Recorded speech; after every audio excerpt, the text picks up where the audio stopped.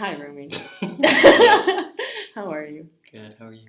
Good. Thank you for coming and sitting with me. Yeah, no worries. We're going to talk about your piece that we did, or I wasn't in it, but you choreographed called Ha Ha Ha Ha dot dot dot ha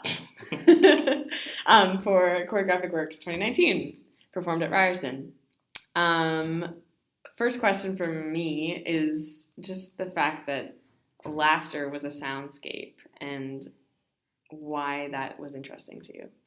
All right, I feel like as someone creating stuff right now, I'm not really into traditional, like, here's tracked music, let's, like, put it on, like, dance to it. Right. I think partially, like, as a tap dancer, one of the big things that I'm, like, keep hearing again and again is, like, live music, gotta get live music.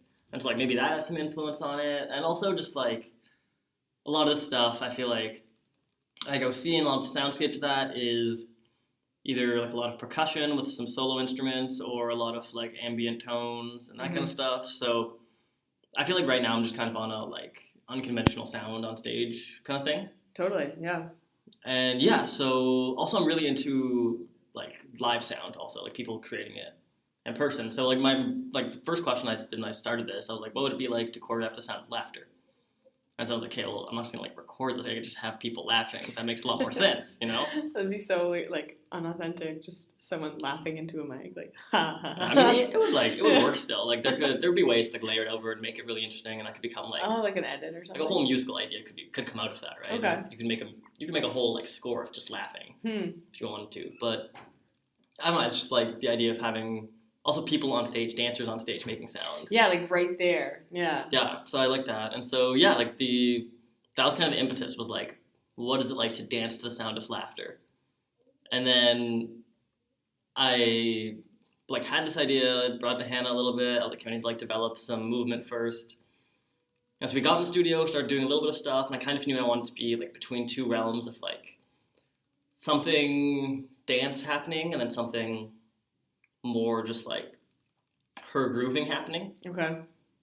And then because Hannah was originally Hannah, supposed to be the soloist, but then she dropped out, unfortunately. Exactly. But Ethan came in, right? Yeah. So like originally that was like the idea, but then as soon as we started, I was like, I have no idea what this movement should be because I have to see what this looks like with people laughing. And that didn't actually happen until I think the first audition or like a little bit before that, like a couple days before that, I was trying to get people together. Which it was sort of... It was really thrown together. But quick. Like as soon as that happened, I was like, okay, this like kind of works. Like I had his movement, and I was like, okay, because this is going to be a lot of people on stage, I need you to be doing something really physical so that you catch the eye right away. Oh, okay, yeah. And so there's a lot of really physical stuff happening with him, and then something really chill. And a lot of really physical stuff, something really chill. And like in my head at first, it was like, oh, he's like wearing headphones and like he can't even hear it, and like maybe I put a different song on every night to fuck with him. And then interesting. Like that was the feel originally. But then after like seeing it, I was like, that's kind of hitting the nail on the head a little too hard, maybe. Okay. And yeah, and then in one of the like things for when they're showing it to the panel, there's like, oh, there's like this mob of people laughing at him. And somehow, at him, right? Somehow like that not that it hadn't occurred to me, but it was like separate entities in my head when I was like seeing it in my head. And when I saw it, I was so focused on what he was doing and like getting cues worked out then. So then I was like, oh, maybe they should stop laughing at him when he's just like grooving.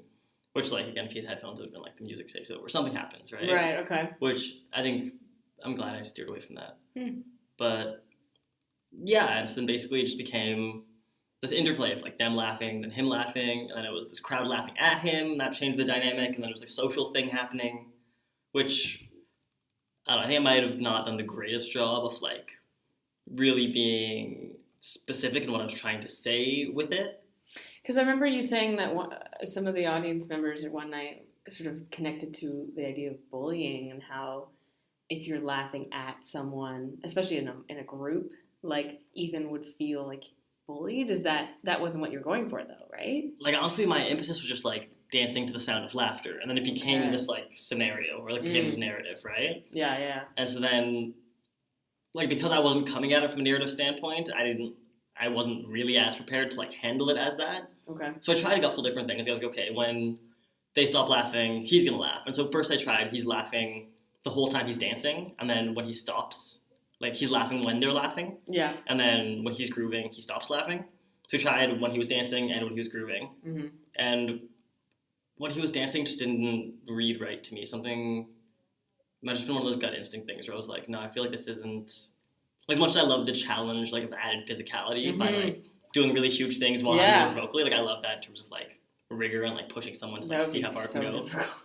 Yeah, like that's exciting to me. Musical theater almost. Yeah, in a way. Yeah. But yeah, and so then both the dynamic of the crowd, it wasn't really working because then it felt like, then if he's just grooving and they start laughing, then it's like saying a different thing. Okay. You know? Yeah.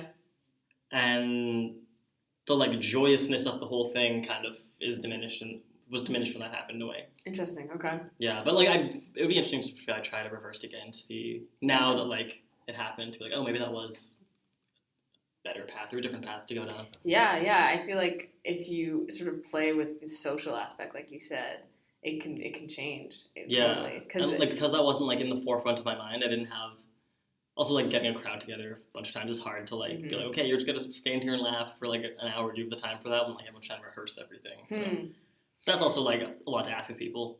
Sure. Yeah. Yeah, but like it would have like thinking about it as like a social experiment almost. Yes. Yeah. It would have been interesting to have more time to be like, okay, what if the laughing is like this? What if the people aren't in a crowd but they're like around him or like something like that? Like playing with just the relationship between like the laughter and the dancer. Yeah. Cool. Yeah. So like, I don't know. I came at it from a pretty like, I don't know what the word for that is. Like,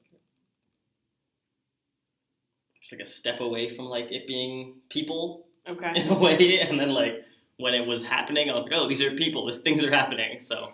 Because maybe like if you just wanted the laughter, like the soundscape, like would it be interesting to just have a mob of people off stage? Yeah, well, Ethan is dancing. But also, I think like that was just the starting point. Was like laughter and dancing, and then it became something. I'm happy it became something. Yeah, because having people on stage creates a relationship to him. Yeah, and they're looking at him. Yeah, I guess like I didn't think of it as having meaning at the start, and then meaning appeared, and I was like, okay, cool. There's this meaning. Let me run with it. Okay, that's awesome. Yeah, and let's talk a little bit more about how you created Ethan's solo. Like, it's grooves, but then there's like so much, like he's like doing a handstand at one point, like up and down, he's moving everywhere. Do you wanted that because there are people at the back? Yeah, so part of that was... How did you create it? Oh, literally with him, like, so me and Hannah have done this thing where I was just playing with more things, like creating material process. So we done this thing where we each come up with a phrase based on, this was like such a like jump through a lot of hoops to get to something, but like, I was like, okay, I'm going to sit down for like 5 minutes and write down as many song lyrics as we can think of. So I wrote down like as many song lyrics as possible. And then I was like, okay, like pick one word from every lyric and like make 3 new lyrics. We did that. And then I was like, okay, pick like a few words from each of these 3 and like make 1 lyric. It was like that and like random word creation thing, which is from, what's her name? To class somewhere in the summer and they totally did something. They did that? Well, not that exactly, but like something along those lines of like, okay, like write this down. Now give it to someone. Now they create movement. Now from Colleen? Movement. No, it wasn't Colleen. No, okay, I've done that with her before. What's her name? Oh, this is gonna bug me so much. Edit this part out. Yeah. And edited. Yeah, but yeah, so like she had done that kind of thing where it was like take this text, put it to movement, take this movement, put it to text, throw an object in, do this, and like jumping through a lot of hoops to get to a phrase. So I was just like, might as well just play, like hand us down to play. Yeah. And so, yeah, we did that, had like a phrase each, then we traded our phrases, and like, okay, create a phrase, movement phrase from this. Okay. Then we did that, and then also right now, for some reason, I was curious about kinesthetic learning. So like, without seeing, because like as dancers, we learn everything by like sight and hearing. So we had these phrases, didn't show each other, and then painfully slow, because I didn't have to learn hers, so she learned mine just through me doing it with her eyes closed, just like feeling the phrase happening. Really? Yeah. Like, did you move her? Or because if her eyes are closed. Yeah, so like I went really slow, obviously. Yeah. But yeah, so we were just playing to see like if that would create difference or if our like goal to be accurate as dancers would like override any differences that would come out of the material, or if that would make it more something that her body would naturally do, which, inconclusive. Like, I don't know. Was it hard? It was super hard, Yeah. and like in the end, like I realized I was vocally giving her so many instructions, felt like I kind of didn't do the task super well. Right. So like something to play with more in the future for Cool, other yeah. things. But yeah, so I just wanted to play with that a little bit too. And then so I created a phrase from that, she had a phrase from that. And then she dropped out, and then I was like, hey Ethan, do you have some time? He's like, yeah, I got like an hour and a half this Saturday. She's like, okay. So we got in the studio. I showed him what my phrase had been. I showed him what Hannah's phrase had been, because we just had video of both. So that was like pretty rote learning. And then a lot of the other physical stuff, I just wanted to push his physicality a lot. I was like, hey, can you do this thing? Oh, okay, I want to do this thing. Can you do that? Okay, maybe do this instead. And just try to like make it look like make it stuff that was comfortable in his body, and make it stuff that was like impressive. Like not like impressive, but just like large physically, right? Bigger, yeah, because he needed to have like the eye to go to him, I guess. Yeah, like part of it was the eye going to him, and part of it is like another thing I'm really curious about right now is how we as people energize each other when we're in like scenarios like that, like dance scenarios. Cool. So I feel like laughter is like a very energizing thing. Like if a bunch of people are laughing, like it's like that could push you to keep moving further, right? Totally. And so I don't know how much that really played into effect of his dancing, or if like it became an aggressive thing at him, or like an uplifting thing for him. But yeah, and so then I'm really rambling about this, but yeah, so then It's all good. I basically just gave him a lot of like really physical stuff. That some of which was like he like suggested like, oh, like I was like, can you do it like this? And he's like, well, I can do like this thing, and like did like this crazy like push off his hands. I was like, yeah, do that. But like, can you do like with this, or like can you lift that hand up and like do something, or like You're trying to just like pass limits. yeah, just see how Right. far I could push like what his physicality was without getting like Too circusy. gymnastics. Yeah. Like I like the idea of like circus or like acrobatics better than like gymnastics. Okay, I feel yeah. like it's like how we conceptualize a lot of like tricky stuff here. But anyways, Right, yeah. No, and I think like you say, when there's laughter, like it does energize you, and I really felt that watching it. I immediately started laughing. Like for some reason, it was like a contagious thing for me. that's the other thing. Like laughter's super contagious, right? Yeah. So like the goal was like it starts off a few people giggling and like kind of laughing, and then the crowd is laughing on stage, which keeps getting bigger, and then the audience starts laughing. So it's like it's in all directions for this dancer. Huge like connection right away. Yeah, and so for a way, like in a way, the whole thing was just an experience for him. Cool. Which is like, what does it feel like to be pushing yourself physically as hard as you can, not necessarily in a stamina way, but in like a muscular endurance way, Okay. while at the same time being surrounded by this energizing thing. Mm-hmm. But then also it was kind of like an aggressive thing. So It ended up kind of being that way, I guess. yeah, so And every audience was different, I guess. Like yeah, and even also like every night Yeah. I gave the laughing crowd different prompts. Yeah, and people would laugh at different times. Yeah, like the first night I was like, at first I was like laughing at him. Mm-hmm. The one night I was like, okay, well, we have 6 shows, let's like change it up a little. So I was like, okay, tonight can you guys try laughing with him? And it totally, like the tone of the laughter had gotten kind of low, and like just pitch-wise got a little higher, which was interesting.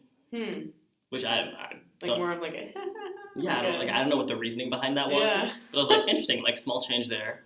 And then the energy of the crowd was just like a lot higher that night. So I was like, okay, try that again. And the next night they tried it again, it didn't work at all. And so I was like, okay, try, I gave another task then. I kept giving the crowd new tasks every night then after that. Okay. Just try to like keep it alive. Because also like a part of being on stage and laughing, it kind of got theatrical where it was like, we're pretending to laugh, ha ha ha. And it kind of becomes this like... And it loses like the authenticity, which makes laughter contagious. Yeah. You know? So I was trying to like steer away from that into something authentic, which is hard to do and hard to navigate. But I think like it worked at least once, maybe twice, so that's good. At least it works once, yeah. That's most you can ask for, right? Yeah, honestly, yeah. Cool, and like maybe we can talk about where you want to go with this, or if you don't want to go anywhere with it. Like some people just want to keep it in choreo, and that's what happened. Yeah. But is there like more that you want to do? I wasn't until longer. Yeah, why not? I was like, where would this go next? Yeah, I'm wondering too. I have no idea. Like because it became so narrative, I feel like some sort of narrative about this like this character that's been set up who's like laughing and then goes through and then like has this emotional thing and then like yeah, because he has this moment where he's built up and he's on stage and then all of a sudden he just goes like shit, right at the end to finish it. Also, another reason that like Ethan's so great for that is like he has like a little more like vocal training. Yeah. So I was like, okay, like really belt out that last like, moment, like let it like think fit musically, like kill it. Oh, and, yeah. like he got there, which is nice. Definitely. It was almost like a maniacal laugh. Yeah, like also the crazy laugh at the end. An evil scientist, and then it was like, like, and then blackout, you know? Like, also, like, cool. another, like, thing I wanted to do with that was, like, the audience kind of laughing along and kept laughing, and then you get to this uncomfortable thing where it's like, oh, should we have been laughing? Did we fuck him up? Right. And, like, when everyone's, like, uncomfortably, like, on the edge of, like, this is funny, this is weird, I don't know how to feel, then he's like, then he breaks the tension with, like, shit! Yeah. And everyone's like, okay, we can laugh at that. Totally. So that's the other part of, like, that, which I really liked and he did a good job of, too, was, like, cool. Getting really, like, grounded and crazy and, like, shooting that out and being like, okay, this, like, human action has more to it than just, like, this joy. There's also this, like, weird, like, angry, crazy, like, what does that mean? And, like, we all see it, that's crazy. But, like, what makes it crazy laughter? You know? Yeah. It's all, like, built up, I guess, maybe. Yeah, I don't know. This is great. Yeah, but yeah, sorry, in terms of it going further, so that's one direction it could go into something more narrative where we see this person, then different, it could be like different setups then of like now everyone's crying and he's doing interesting. Which would be kind of like, might be kind of cliche, but it would like, maybe, it could bring this, like it could bring a single person through some sort of odyssey, or it could even just be like a motif of like laughter throughout a lot of movement and how those things can interplay more. Because that's something that I think yeah, I could have more expression. I'm interested in like dancers on stage phonating, creating sound, and I think like naturally as humans, like we laugh, we cry, we like an actual like outburst is just normal for us. Yeah, and so I feel like in terms of adding that to the dance, it would be easier than trying to like throw in text all of a sudden or throw in things that like feel less authentic. Which this like obviously this is a lot harder. Like this doesn't make it so much easier because it's still got inauthentic at a certain point, right? To like swerve it to make it into something. Did you like tell them a funny joke before they went on stage? No, I got actually told Brayden to tell Max a joke when they walked on stage. Oh, really? Just to see what it did. And afterwards, like, so Max, how did that work? And he was like, the joke wasn't funny at all. Oh no! See, like, that's the thing, right? And then I was like, didn't that make it funnier for you? And he's like, no. Oh like, no! Yeah, because like, how do you initiate like a comedic feeling, like a feeling of joy and if it's, you know, especially if you're on stage too, you're thinking about your cues, you're thinking about other people. Yeah, but maybe that's like one of those things where it's like you gotta go look at the acting technique and be like, do I want you to feel the thing to be on stage, or can you like mimic it to a point that I can't tell the difference. Interesting. Right? Cool. Yeah, no, this is great. Yeah, I have a lot more questions than I do answers. No, yeah, go ahead if you want to bring it up. No, that's just like, I feel like I haven't said anything definitive. I've been like, it could be this, or it could be this. Hey, it's all part of the process. Yeah, I love all part of the process. Yeah. Is there anything you want to plug coming up, like new projects you got going on? No. I mean, we're gonna finish third year. That's a good one. That's right. Come see dances next year in November. Jeez. Cool. Yeah, I'm just trying to. What are you doing this summer, actually? Trying to go to Europe. Dope. Where? Yeah, well, I've signed up for like B12 and Connect Lab. Amazing. Just like Germany and Brussels. But yeah, right now I'm just like really in process mode. Like I started something else for choreo that didn't end up getting in, but I was still curious about, and choreo wasn't the right format for it anyways. Okay. And so then I like had the opportunity through some tap dance stuff also to come back, but like to show a little piece of it to just like a random room of people who like weren't really contemporary dancers. Maybe there was a couple, but like mostly just like people, and like their reactions were really interesting to me, and like I got a little like keep going with this, and I forgot that from other people too. So I'm really interested in just like pursuing that thing, which is a lot of like duration mixed with rigor, mixed with like maybe some found space ideas in there, just trying it in different places. But it's kind of more of like building a practice right now. It's a very specific practice, not like me as a dancer practice, like a specific thing. It's like this is this practice. But I don't know if it's a performance practice or a personal practice. But yeah, cool. So that's what I'm up to right now. But I don't know when that's going to become anything. Like hopefully, I have some ideas of where it could fit, but I haven't even thought about reaching out to anyone about putting that there because it's not it's still like a egg. Yeah, You we're know, so busy too. Still incubating. Yeah, there's like I find it hard to create new projects and really like have the time to think about them because we've got school, we've got work, we've got At the same time, it's like those other people that are like, oh yeah, like I'm at school and then I'm going to this thing and then I'm going to this art gallery and then I'm going to perform there and then I'm going to get uptown and like. I don't know how they do it, honestly. Cool. Well, thanks so much for coming. Thank you. So great talking to you.